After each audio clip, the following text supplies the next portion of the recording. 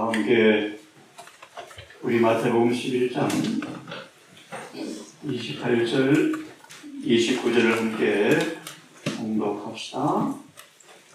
마태복음 11장 28절 29절을 함께 공독합시다.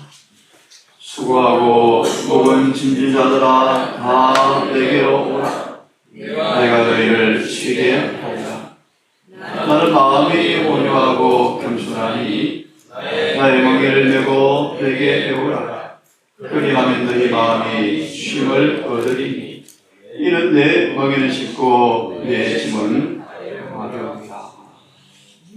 그들이 시험을 받고 있는가? 그분께서 구원하실 것이다. 그 연약한가? 그분께서 강하게 해주실 것이다. 그들은 무지한가? 그분께서 깨우쳐 주실 것이다. 그들은 상처를 입었는가? 그분께서 싸매시고 고쳐주실 것이다. 잠깐 우리 어제 말씀처럼 그대가 시험을 당하고 있는가? 시험에 관한 부분을 조금 더 말씀을 좀 드리겠습니다. 야고보서 1장 12절을 좀 보시면 야고보서 1장 12절을 좀 보겠습니다. 우리 조금 전 우리 기도에 언급한 것처럼 하나님의 의 귀담아 듣기를 바랍니다. 순전무구한 결함이 없는 진주 같은 그 의, 흠도 점도 없는 유일무이한 하나님의 의가 그리스도 안에 나타났다라고 말씀하시는데, 결론적인 말씀을 드리면 영생의 유일한 조건은 예수님 안에 있는 이 의를 우리가 옷 입지 아니하면 영생은 구원은 우리와 무관하다고 말씀을 드렸습니다. 그 의는 타락하여 인간 스스로의 힘으로는 지킬 수 없는 그런 조건을 가진 그 인간 안에서, 쉽게 말하면 그런 인간이지만 그런 인간일지라도 하나님을 의지하고 예수를 영접하면 도달할 수 있는 그 의를 우리에게 주시려고 예수께서 그런 시험받는 인간으로 오셨습니다. 오늘 말씀처럼 모든 시험을 우리와 동일하게 똑같이 범사에 그대로 몸소 체험하셨지만 한 번도 시험에 넘어가지 아니하고 굴하지 아니함으로 승리하여 이루어 놓으신 그 의를 우리에게 주시겠다고 말씀하셨는데, 중요한 사실, 그 의를 우리에게 주시는 조건이 있습니다. 그걸 이 시간 좀 알기를 바랍니다. 그 의는 아무나 주시지 않습니다. 오늘 참이처럼 주를 교훈히 하는 사람은 성황성취하고, 이렇게 쉽게 그냥 미리 말씀을 드립시다. 누구한테 주는가? 그분을 정말 사랑하는 사람한테만 주셔요.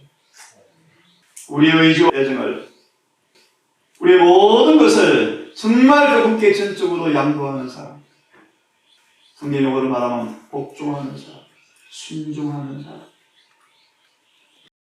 온 마음을 충성을 다하는 사람들에게 그 의를 입혀주십니다. 자, 한 말씀을 좀 보겠습니다. 12절입니다. 시험을 참는 자는 복이 있다. 그들의 시험을 당하고 있는가? 그분께서 구원하실 것이다. 왜냐하면 그분도 연약함을 다 경험하셔서, 어느 부분인가 약한지를 다 몸소 체험하셔서 그런 시험을 당하는 사람들 앞에 주님께서 도울 수 있는 은혜를 쌓아두셔서 누구든지 시험을 피하여 오는 그들에게 시험에서 구원해 주시겠다고 말씀하셨는데요. 한번 잘 들어보십시오. 시험을 참는 자는 복이 있도다. 좀 따라하십시오. 이것에 옳다 인정하심을 받은 후에, 성경은 분명합니다. 시험이 올 때 시험의 의미를 말하기를 옳구나, 맞다, 옳다 인정하심을 받는 기회라고 말씀하시면서 시험이 올 때 이 시험을 통하여 옳다라고 인정을 받은 후에 주께서 자기를 사랑하는 자들에게 약속하신 생명의 멸류관을 얻을 것임이라고 성경은 말합니다. 맞나요? 욥기야 말씀을 다시 보겠습니다. 욥기 1장을 좀 펴겠습니다. 1절을 제가 좀 읽습니다. 우스 땅에 욥이라 이름하는 사람이 있었는데 그 사람은 순전하고 정직하여 하나님을 경외하며 악에서 떠난 자더라. 이렇게 말합니다. 9절을 보면 사단이 하나님께 시비를 겁니다. 아니 욥이 당신의 판단처럼 그러하다 할지라도 어찌 까닭 없이 하나님을 경외하겠습니까? 나한테 한번 맡겨보실래요? 시험을 안 받게 해보실래요? 그런 뜻이죠. 욥은 그의 삶을 여호와를 경외하여 악에서 떠난 자인데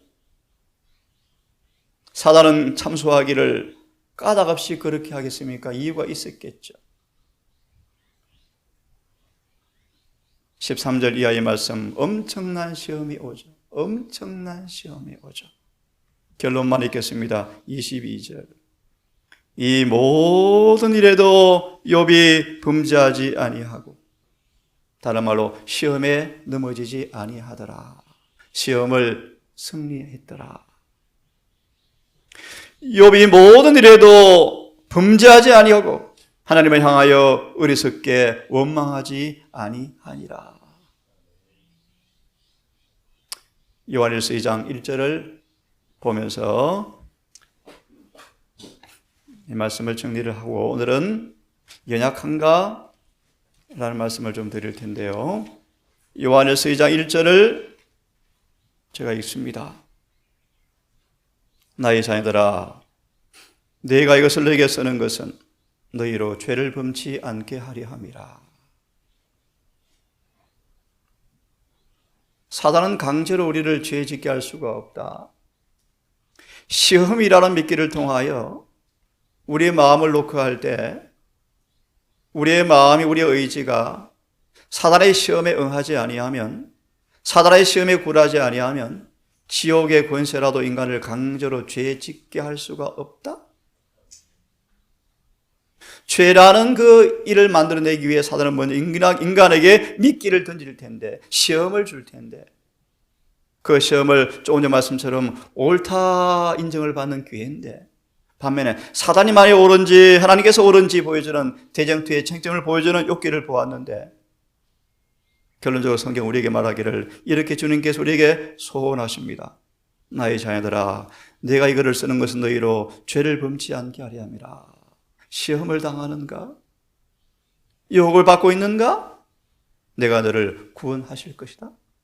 그러므로 죄를 범치 않게 하려 함이라. 만일 누가 혹시 시험에 넘어져서 자빠져서 죄를 범하면 아버지 앞에서 우리에게 대언자가 있으니 곧 의로우신 예수 그리스도시라. 2장 1절 제가 좀 이 말씀을 읽어드리겠습니다. 2장 1절 여러 말씀들이 있습니다.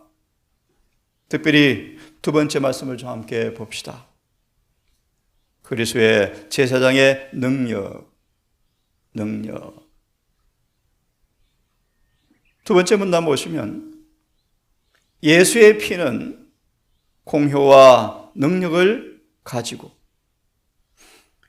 믿다가 낙심한 자들을 위해서, 배도한 자들을 위해서, 큰 빛과 사랑을 거슬려 범죄한 사람들을 위해서까지라도 탄원하고 있다.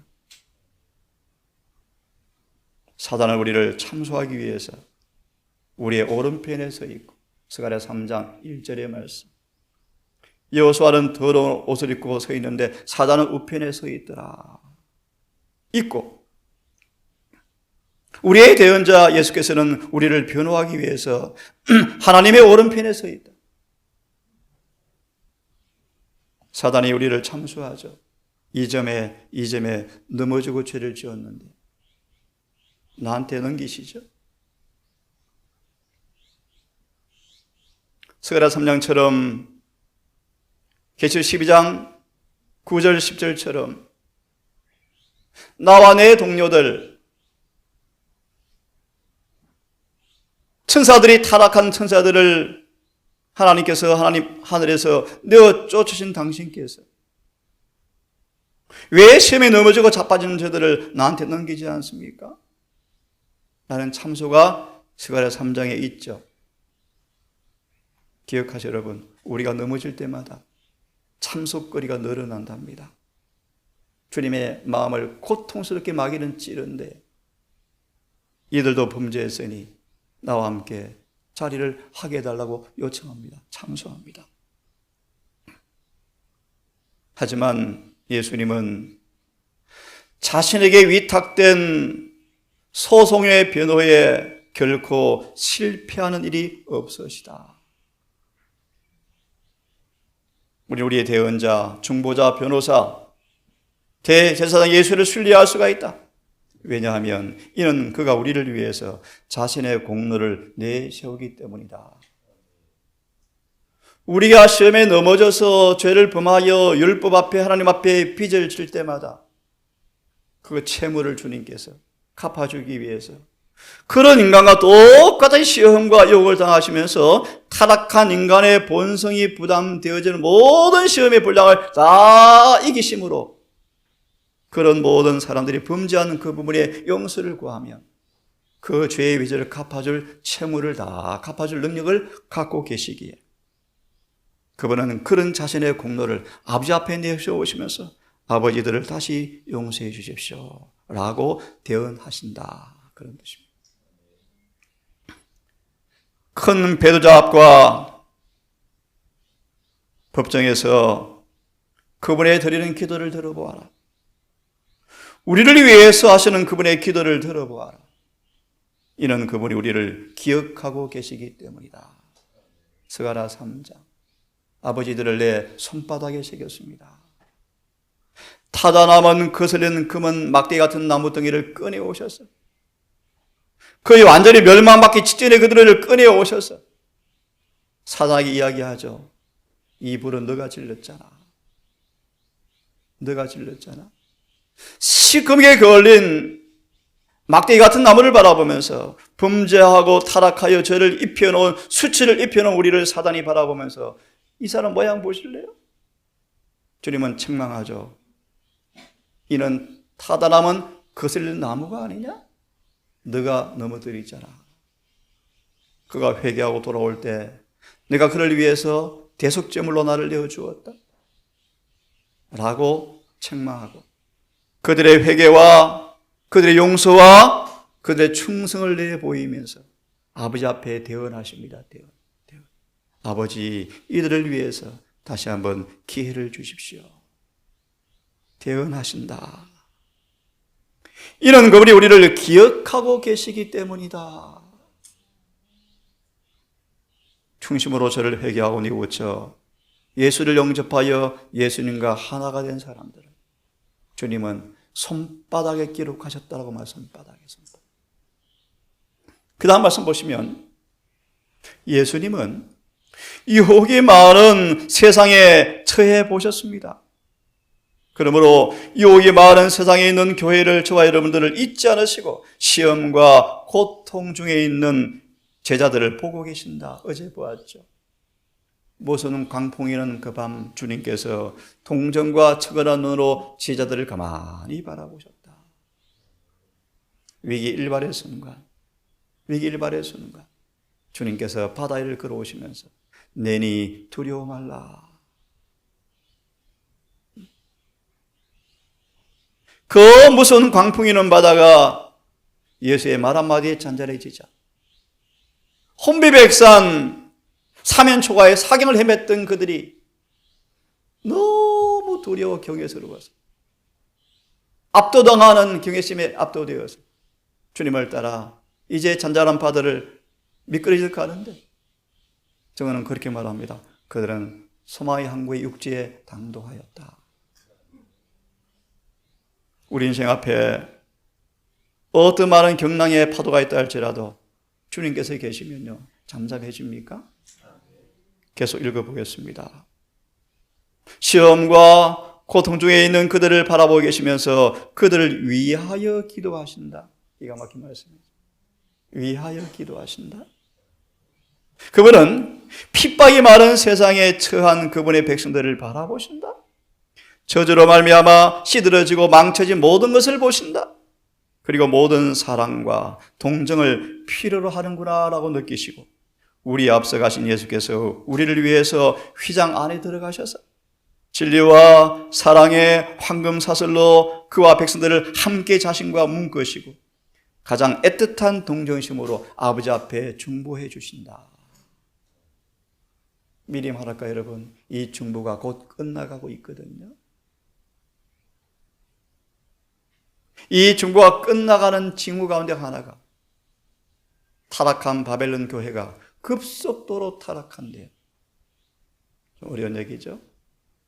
예수님의 하늘 중보를 끝내시는 징조 가운데 하나가 뭔가 하면 교회라는 교회들이 타락해 간대요. 이상한 얘기죠. 무슨 말인가?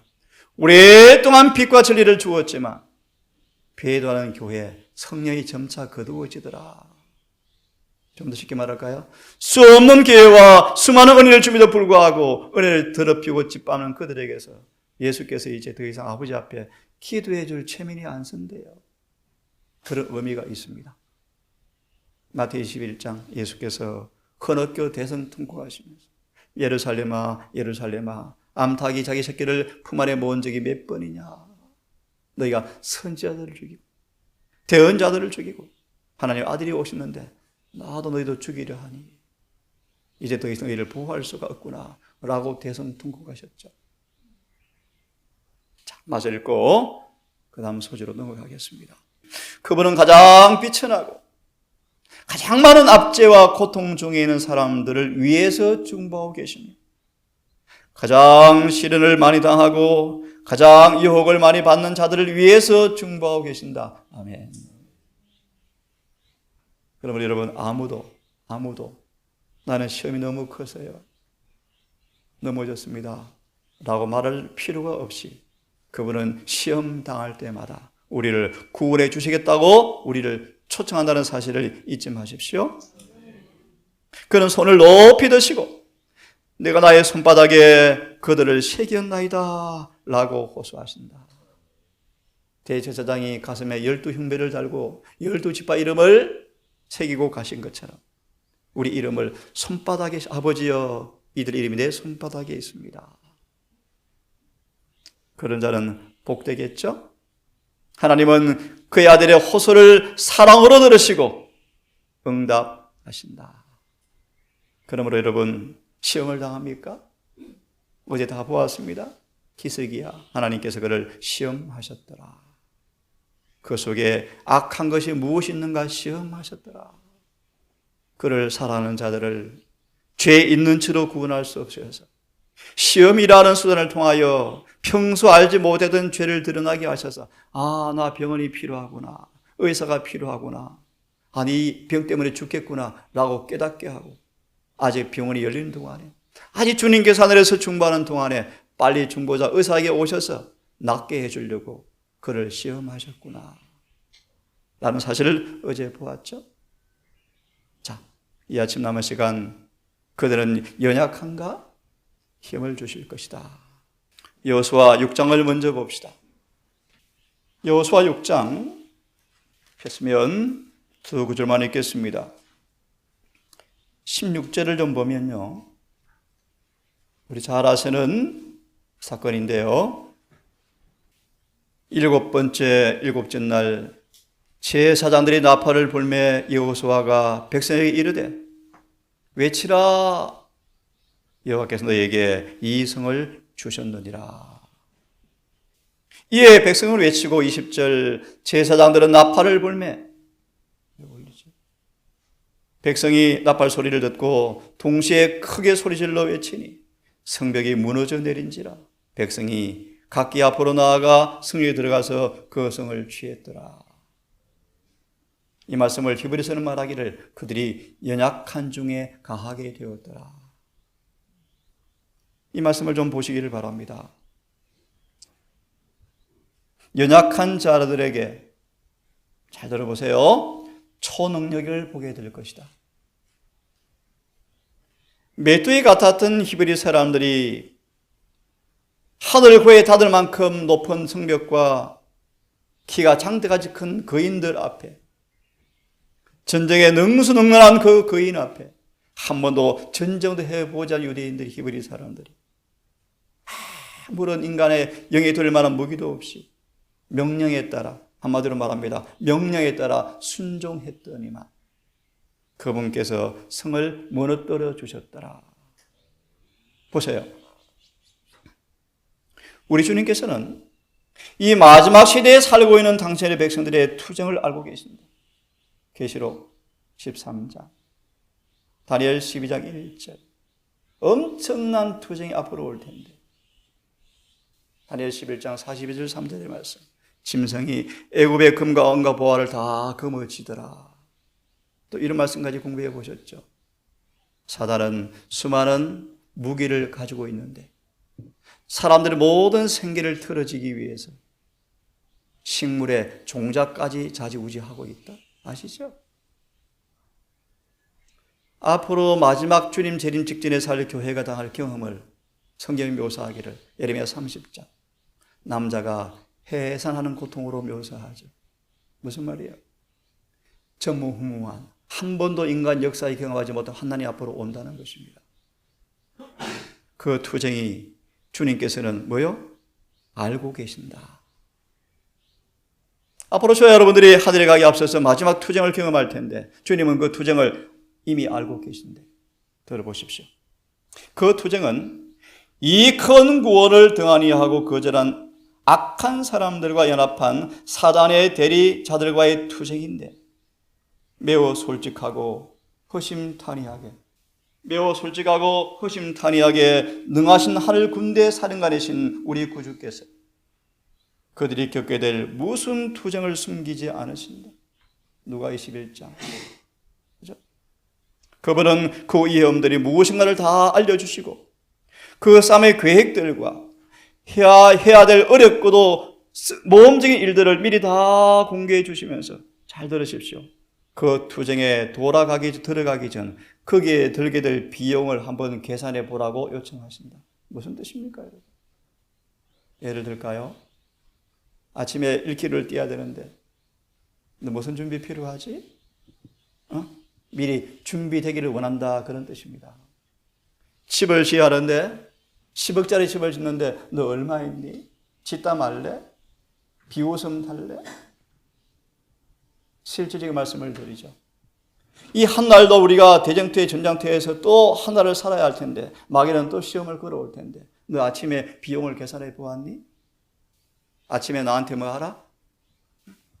하루 살 만큼 돈도 좀 받고, 이해되셨습니까? 힘도 좀 얻고 지혜를 좀 얻어서 하루 나가야지. 맨몸으로 나가다가 또 얻어맞고 또 울래? 그 의미가 비용을 계산해 보라 뜻입니다. 이해되셨죠? 예. 자, 모든 사람에게 전쟁의 무기를 들고 천군들이 의와 진리를 수호하기 위하여 싸울 군대를 조직할 것을 기대하라고 격려하신다. 에베소 6장 12절 이하의 말씀. 날카로운 칼을 손에 쥐고, 뭡니까? 하나님의 말씀. 연약한 인간은 피할 수 없는 모든 싸움터마다 초자연적 힘과 도우심이 나타나 전능자 일을 하는 것을 보게 될 것이다. 아멘.